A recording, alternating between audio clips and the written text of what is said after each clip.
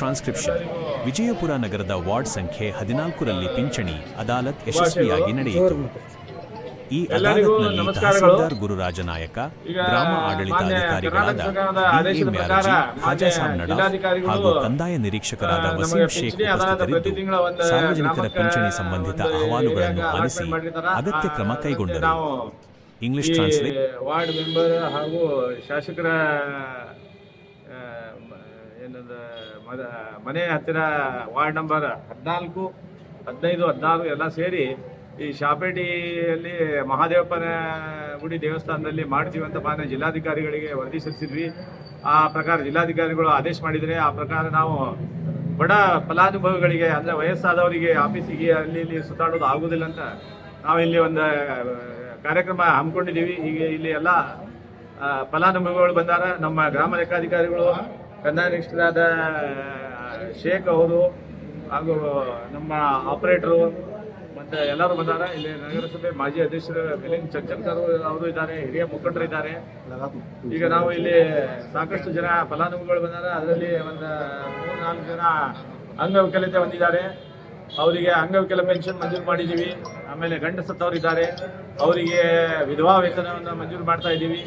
60 ವರ್ಷ ಮೇಲ್ಪಟ್ಟವರಿಗೆ ವೃದ್ಧಾಪ್ಯ ವೇತನ ಪಿಂಚಣಿಯನ್ನು ಮಂಜೂರು ಮಾಡ್ತಾ ಇದ್ದೀವಿ.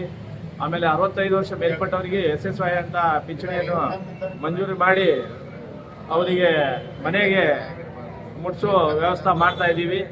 ಅದಕ್ಕೆ ಸಾರ್ವಜನಿಕರು ಆನ್ಲೈನ್ ಸೆಂಟರ್ಗಳಿಗಾಗಲಿ ಅಲ್ಲಿ ಇಲ್ಲಿ ದಲ್ಲಾಳಿಗಳಿಗೆ ದುಡ್ಡು ಕೊಟ್ಟು ಯಾವುದೂ ಇದು ಮಾಡಬೇಡ್ರಿ. ನೀವು ಪ್ರತಿದಿನ ವರ್ಕಿಂಗ್ ಡೇ ಕಚೇರಿ ಸಮಯದಲ್ಲಿ ನೇರವಾಗಿ ತಾವು ತಹಸೀಲ್ದಾರ್ ಕಚೇರಿಗೆ ಬಂದು ನನಗೆ ಭೇಟಿಯಾದರೆ ನಿಮ್ಮ ಆಧಾರ್ ಕಾರ್ಡ್, ಆಮೇಲೆ ಬ್ಯಾಂಕ್ ರಾಷ್ಟ್ರೀಕೃತ ಬ್ಯಾಂಕಿನ ಪಾಸ್ಬುಕ್ ಜೆರಾಕ್ಸ್ ಪ್ರತಿ ಹಾಗೂ ವೋಟರ್ ID ಇವನ್ನೆಲ್ಲ ನೀವು ತೊಗೊಂಬಂದರೆ ಅಲ್ಲೇ ನೋಡಿ ನಿಮಗೆ ಅರ್ಜಿ ನಿಮ್ಮ ಕಡೆಯಿಂದ ತುಂಬಿಸಿ ಸಹಿ ಮಾಡಿಸಿ ನಾವು ಅರ್ಜಿ ಹಾಕಿಸಿ ನಿಮಗೆ ಪಿಂಚಣಿಯನ್ನು ಮಂಜೂರು ಮಾಡಿಕೊಡ್ತೀವಿ. ಅದಕ್ಕೆ ದಯಮಾಡಿ ಯಾರು ಆನ್ಲೈನ್ ಸೆಂಟರ್ಗಳಿಗಾಗಲಿ ದಲ್ಲಾಳಿಗಳ ಹತ್ರ ಹೋಗಬೇಡ್ರಿ. ನೇರವಾಗಿ ನಮ್ಮ ಹಳೆ ಸಾರ್ವಜನಿಕರಿಗೆ ಅನುಕೂಲ ಆಗಲಿ ಅಂತ DC ಆಫೀಸ್ ಎದುರುಗಡೆ ಹಳೆ ತಹಸೀಲ್ದಾರ್ ಆಫೀಸ್ನಾಗ ಒಂದು ಕೌಂಟ್ರ್, ಒಂದು ಆಫೀಸಲ್ಲಿ ಆಪರೇಟರ್ಗಳು ಎಲ್ಲ ಸಿಬ್ಬಂದಿಗಳು ಇರ್ತಾರೆ. ನೀವು ನೇರವಾಗಿ ಆಫೀಸ್ ಬಂದು ಅರ್ಜಿ ಹಾಕಿ ಆ ಅರ್ಜಿನ ತೊಗೊಂಡು ನಮ್ಮ ತಲಾಟಿ ಸರ್ಕಲ್ ಸಹಿ ಮಾಡಿಸಿ ನನಗೆ ZP ಆಫೀಸ್ ಹತ್ರ ನಾನು ಇರ್ತೀನಿ, ಅಲ್ಲಿ ತಂದು ನೀವು ನಿಮ್ಮ ಅರ್ಜಿನ ಕೊಟ್ರೆ ಅವತ್ತಿನವತ್ತೇ ಪೆನ್ಷನ್ ಮಂಜೂರು ಮಾಡಿ ನಿಮ್ಗೆ ಆದೇಶ ಪ್ರತಿ ಕೊಟ್ಟು ಕಳಿಸ್ತೀನಿ.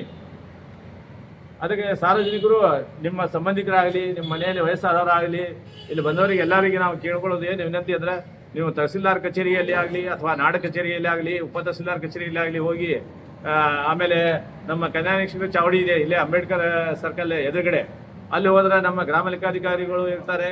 ಆಮೇಲೆ ನಮ್ಮ ಕಂದಾಯ ನಿರೀಕ್ಷಕರು ಶೇಖ್ ಅಂತ ಇದ್ದಾರೆ, ಅವ್ರಿಗೆ ಹೋಗಿ ಭೇಟಿ ಆದರೆ ನಿಮ್ಮ ಎಲ್ಲ ದಾಖಲೆಗಳನ್ನು ನೋಡಿ ನಿಮಗೆ ಪಿಂಚಣಿ ಮಂಜೂರು ಮಾಡ್ಲಿಕ್ಕೆ ಅವ್ರು ಶಿಫಾರಸು ಮಾಡ್ತಾರೆ. ಅದ್ರ ಪ್ರಕಾರ ನಾನು ನಿಮಗೆ ಪಿಂಚಣಿ ಆದೇಶ ಮಂಜೂರು ಮಾಡಿಕೊಡ್ತೀನಿ.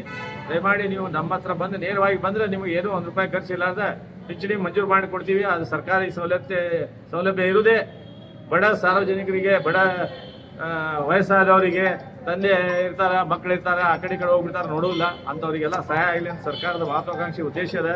ಆ ಪ್ರಕಾರ ಜಿಲ್ಲಾಧಿಕಾರಿಗಳು ಆದೇಶ ಮಾಡಿದರೆ ಆ ಪ್ರಕಾರ ನಾವು ಕೆಲಸ ಮಾಡ್ತೀವಿ.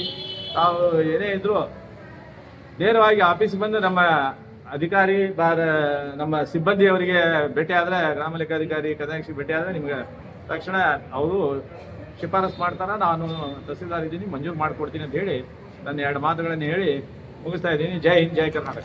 ಸರ್ ನಿಮ್ಮ ಹೆಸರು? ಸರ್ ನನ್ನ ಹೆಸರು GS ನಾಯ್ಕ್ ಅಂತ, ಗ್ರೇಟ್ 2 ತಹಸೀಲ್ದಾರ್ ವಿಜಯಪುರ.